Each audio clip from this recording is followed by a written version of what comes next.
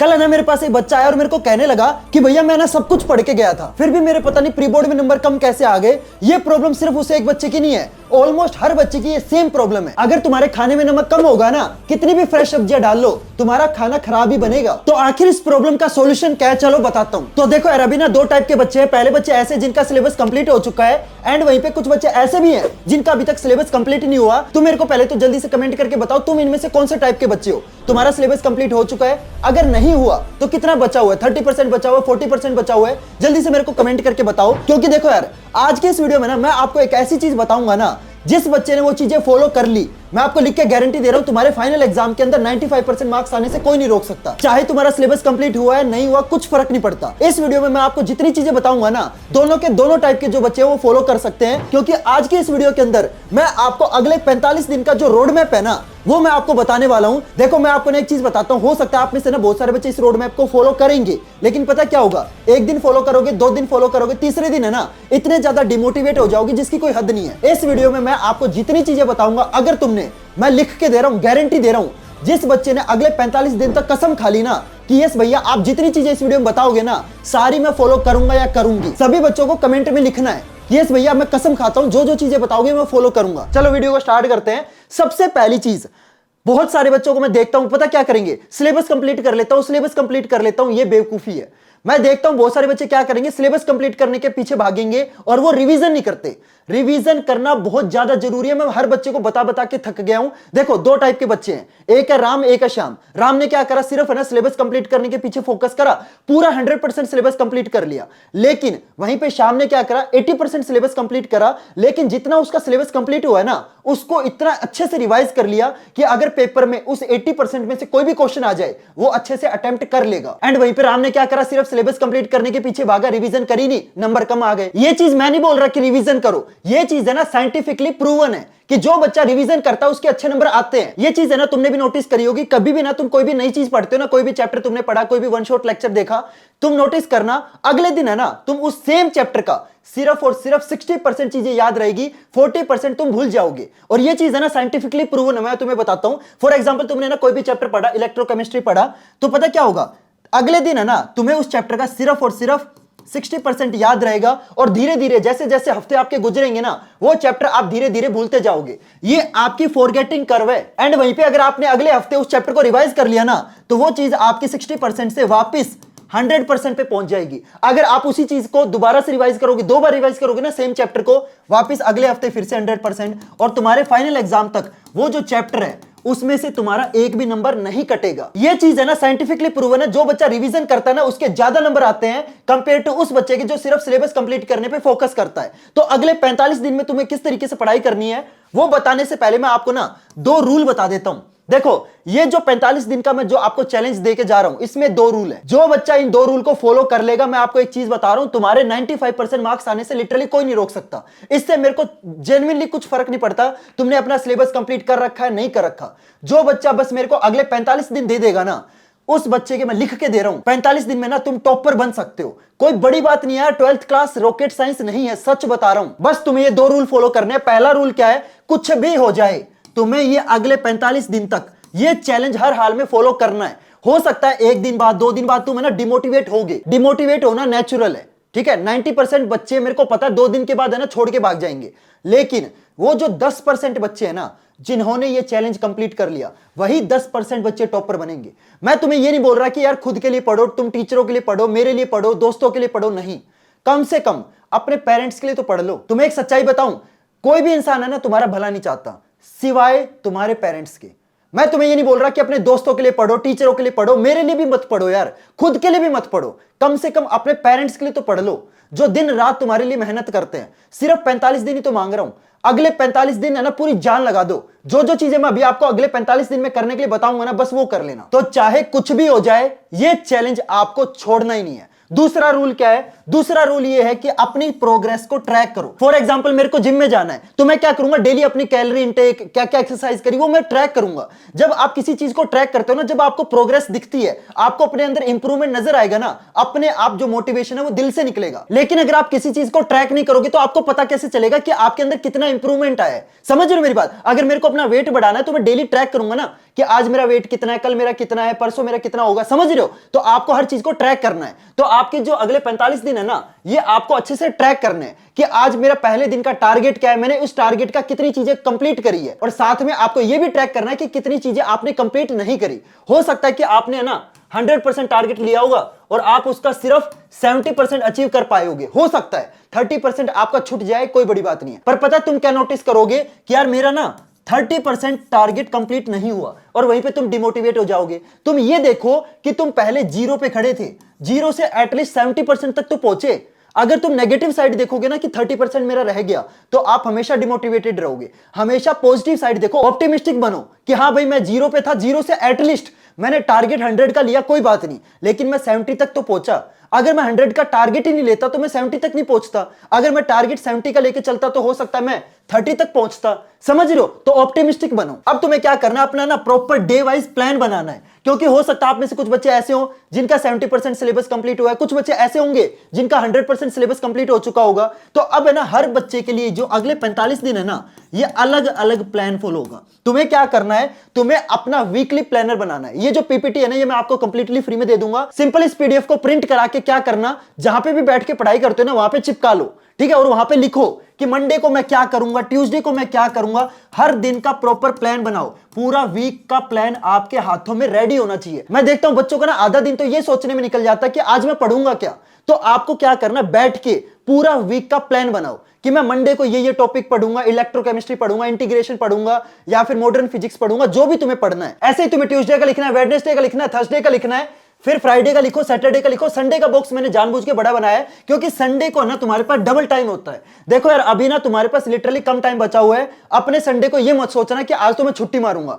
Sunday का जो बच्चा इस टाइम सबसे बेस्ट यूटिलाइजेशन करेगा ना, उसी बच्चे के फाइनल एग्जाम में अच्छे नंबर आएंगे। संडे डिसाइड करेगा कि तुम्हारे फाइनल एग्जाम में कैसे नंबर आएंगे। जो बच्चा संडे का अच्छे से यूटिलाइजेशन करेगा, मैं तुम्हें बता रहा हूं, सिर्फ और सिर्फ संडे को पढ़ने से ना तुम्हारे 15 से 20% इंप्रूव हो जाएंगे। तो संडे तुम्हारा गेम चेंजर है। तो संडे को ना तुम्हें क्या करना, डबल पढ़ाई करनी है। समझ रहे हो मेरी बात? और लास्ट में तुम्हें ना अपना टारगेट और कंप्लीटेड भी लिखना है कि भाई डेली तुमने क्या क्या टारगेट लिए, कि भाई मंडे वाले दिन है ना, मैंने ये टारगेट लिए थे कि मैं मैथ के ना 8.2 वाली एक्सरसाइज करूंगा, या फिर मैं केमिस्ट्री के अंदर फॉर एग्जांपल पीवाईक्यूज करूंगा। ये तुमने लिख लिया।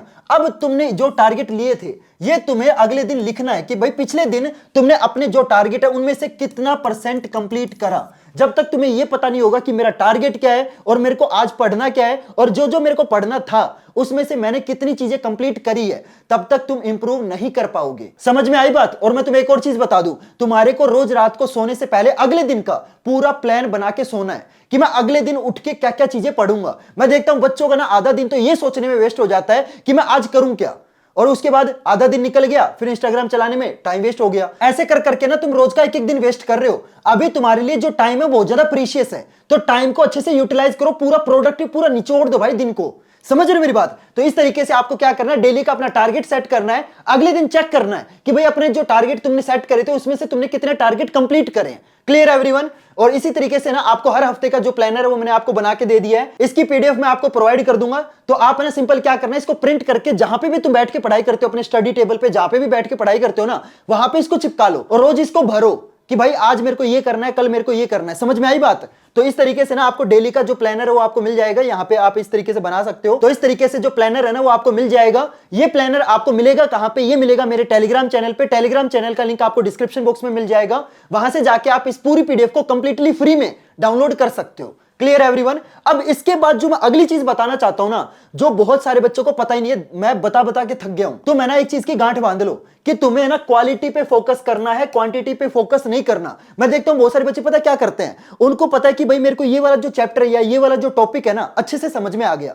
मैं देखता हूं बच्चे क्या करेंगे, जो टॉपिक उनको आता है ना उसी में लगे रहेंगे, उसी में लगे रहेंगे, उसी सेम टॉपिक के 1000 क्वेश्चन कर लेंगे। तुम्हें अपना मैक्सिमम टाइम उन टॉपिक पे देना है जो तुम्हारे वीक है। जो टॉपिक तुम्हें ऑलरेडी आते हैं उन पे क्यों टाइम वेस्ट कर रहे हो? समझ रहे हो? तो आपको क्वालिटी पे फोकस करना है, क्वांटिटी पे फोकस नहीं करना। तो तुम किस टाइप के क्वेश्चंस पे फोकस करोगे, ध्यान से सुनना। देखो, चाहे तुम पिछले 10 साल के प्रीवियस ईयर पेपर उठा के देख लोगे ना, तुम्हें एक चीज नोटिस होगी कि एक है ना पैटर्न फॉलो करता है सीबीएसई। सीबीएसई भगवान नहीं है जो हर साल नए टाइप के क्वेश्चन देगा, ऐसा नहीं होता। अगर तुम पिछले 10 साल के पेपर उठा के देखोगे ना, तो आपको कुछ 20% टॉपिक ऐसे मिलेंगे जिसमें से ही आपका मैक्सिमम 80% पेपर बनता है। तो तुम अगर ऐसे बच्चे हो ना जिसने अभी तक लिटरली कुछ भी नहीं पढ़ा, तो ये जो 20% टॉपिक है, अगर तुम इनको भी कर लोगे ना, तो तुम्हारे फाइनल एग्जाम के अंदर तुम्हारे 80% मार्क्स पक्के हैं। समझ रहे हो मेरी बात? तो सबसे पहले ये जो 20% टॉपिक है, इन पे फोकस करो। सिर्फ इन 20% टॉपिक से तुम्हारे 80% मार्क्स आ जाएंगे। अब देखो यार, मैं आपको एक और चीज बताता हूं जो बहुत सारे बच्चे करते ही नहीं है। सबसे पहले जो एनसीईआरटी के इंपॉर्टेंट क्वेश्चन है ना,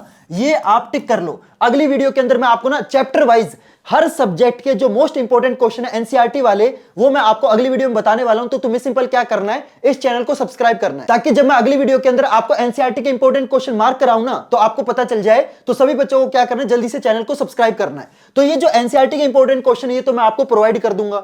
फिर जितने भी आपके प्रीवियस ईयर क्वेश्चन है ना, ये मैं आपको अपने टेलीग्राम चैनल पे कंप्लीटली फ्री में दूंगा। तो टेलीग्राम चैनल को जरूर ज्वाइन कर लेना। टेलीग्राम चैनल का लिंक मैंने आपको डिस्क्रिप्शन बॉक्स में दे रखा है। इसके बाद जितने भी आपके स्पेशल न्यू टाइप के क्वेश्चन है, क्योंकि आपको पता है इस साल तुम्हारे पेपर के अंदर कॉम्पिटेंसी बेस्ड क्वेश्चन आने वाले, तो ये जितने भी आपके नए टाइप के क्वेश्चन है, ये जरूर कर लेना, ठीक है? ये बहुत ज्यादा जरूरी है। इसके बाद सीबीएसई के जो फेवरेट क्वेश्चन है, यस, कुछ टॉपिक ऐसे होते हैं जिसमें से पेपर बनता ही बनता है। मतलब ऐसा हो ही नहीं सकता कि इस टॉपिक में से क्वेश्चन ना आए। तो वो जितने भी आपके सीबीएसई के फेवरेट क्वेश्चन है ना, ये जरूर करने हैं। अब भैया ये सीबीएसई के फेवरेट क्वेश्चन हमें मिलेंगे कहां पे, ये भी मैं आपको अपनी नेक्स्ट वीडियो के अंदर आपको प्रोवाइड कर दूंगा, वो भी कंप्लीटली फ्री ऑफ कॉस्ट। तो तुम्हें सिंपल क्या करना है, चैनल को सब्सक्राइब करना है। Clear everyone? जल्दी से चैनल को सब्सक्राइब कर दो, ताकि जब मैं ये सारी चीजें आपको अगली वीडियो में प्रोवाइड करूं ना, तो आपको पता चल जाए। Clear everyone? अब भैया हमें ये तो समझ में आ गया कि रिवीजन करना बहुत ज्यादा जरूरी है, लेकिन हम रिवीजन करें कैसे? तो देखो, रिवीजन करने के ना दो तरीके होते हैं। एक होता है शॉर्ट टर्म मेथड और दूसरा होता है आपका लॉन्ग टर्म मेथड।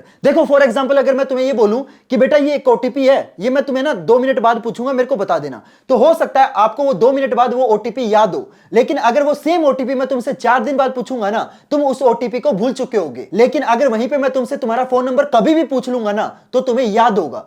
अब ओटीपी भी एक नंबर ही है, फोन नंबर भी एक नंबर ही है। तो ऐसा क्यों होता है कि ओटीपी हम भूल जाते हैं, वहीं पे फोन नंबर हमें याद रहता है तो दोनों नंबर ही ना, ओटीपी भी नंबर है, फोन नंबर भी नंबर है। लेकिन ऐसा क्यों होता है कि ओटीपी हम भूल जाते हैं एंड फोन नंबर हमें याद रहता है? इसके पीछे रीजन है रिवीजन करने का तरीका। क्योंकि हर बच्चे का रिवीजन करने का जो तरीका है ना, ये अलग अलग होता है। तो तुम्हें सही तरीका फॉलो करना है। सही तरीका क्या है? तो सही तरीके में सबसे पहले मैं आपको ना शॉर्ट टर्म मेथड बताता हूं। सबसे पहली चीज है underlining the important things. Yes, मैं देखता हूं आप में से ना बहुत सारे बच्चे एनसीईआरटी बुक तो पढ़ते हैं, लेकिन उस एनसीईआरटी की जितनी भी इंपॉर्टेंट चीजें हैं ना, वो आप अंडरलाइन करते ही नहीं। अगर तुम पहले से चीजों को अंडरलाइन करके रखोगे, तो तुम्हें वो चैप्टर दोबारा से पूरा पढ़ने की जरूरत नहीं है। जो जो तुमने अंडरलाइन करा ना, तुम्हें सिर्फ वो रिवाइज करना है। समझ रहे हो? और मैं तुम सभी बच्चों के लिए एक ऐसी चीज लेके आ रहा हूं, that is called NCERT highlights, जिसके अंदर मैं आपको ना एनसीईआरटी के सारे जितने भी इंपॉर्टेंट चीजें हैं, सारी मैं अच्छे से हाईलाइट करके आपको प्रोवाइड करूंगा। देखो यार, इस चीज को बनाने में लिटरली मेरी बहुत ज्यादा मेहनत लग रही है।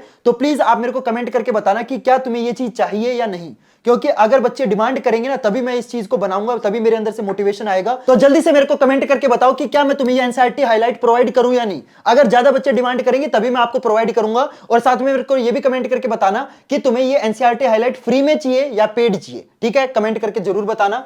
इसके बाद जो दूसरी चीज आती है ना, that is active recall method. ये चीज है ना, मैं खुद अपने 10th क्लास और 12th क्लास में यूज कर चुका हूं, इसलिए मैं अपने एक्सपीरियंस के बेसिस पे आपको बता रहा हूं। जब भी आप कोई नई चीज पढ़ो ना, जब भी कोई वन शॉट लेक्चर देखा या कोई चैप्टर पढ़ा, सिंपल क्या करना है, आंख बंद करनी है और उस चैप्टर को ना रिकॉल करो। और ये सोचो कि इस टाइम तुम टीचर हो, और ये सोचो कि अगर मेरे को ये चैप्टर किसी और को पढ़ाना होता तो मैं कैसे पढ़ाता। क्योंकि जब हम कोई चीज किसी को पढ़ाते हैं ना, तो वो चीज हमें भी याद होती है। तो जब भी कोई नई चीज पढ़ो ना, उसको आंखें बंद करके खुद से रिकॉल करो कि अच्छा ये चैप्टर में ये था, अच्छा ये चीज ऐसे हुई, इसका फॉर्मूला ये था, इसकी डेफिनेशन ये थी, इसके अंदर इस तरीके से चीजें होंगी, ये कंसेप्ट लगेगा। समझ रहे हो? जब आप एक्टिव रिकॉल करोगे ना, मैं आपको चीज बता रहा हूं, वो चैप्टर तुम अगले 7 दिन तक कभी भी नहीं भूलोगे। समझे मेरी बात? इसके बाद जो दूसरा मेथड है ना, लॉन्ग टर्म मेथड, जिससे आप चीजें अगले 2-3 महीने तक याद रख सकते हो, वो तरीके क्या है, ध्यान से समझना। सबसे पहली चीज है क्वेश्चंस की प्रैक्टिस करो। मैं देखता हूं आप में से बहुत सारे बच्चे क्या करेंगे,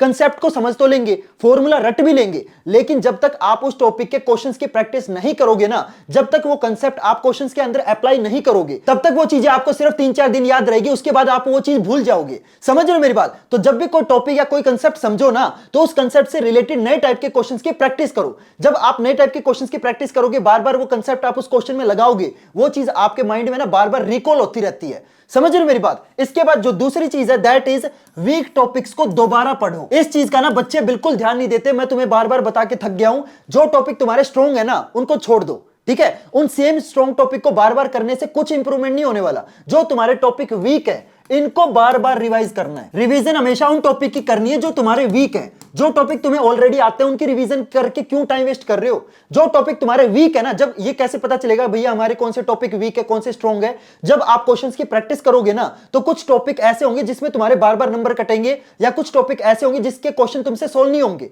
तो तुम्हें पता चल गया कि भाई सेमीकंडक्टर वाला टॉपिक है, या कोई भी टॉपिक हो, जिस टॉपिक में से तुम्हारे क्वेश्चन तुमसे सोल्व नहीं हो रहे, उन टॉपिक को बार बार रिवाइज करो। तब तक रिवाइज करो जब तक तुम्हारे वीक टॉपिक के सारे क्वेश्चन तुमसे सोल्व ना होने लग जाए। Clear everyone? होप करता हूं आपको सारी चीजें अच्छे से समझ में आ गई होगी। प्लीज चैनल को सब्सक्राइब जरूर करना। तो चलो गाइस, मिलते हैं फिर अगली वीडियो में नए टॉपिक के साथ। तब तक के लिए good bye and have a nice day.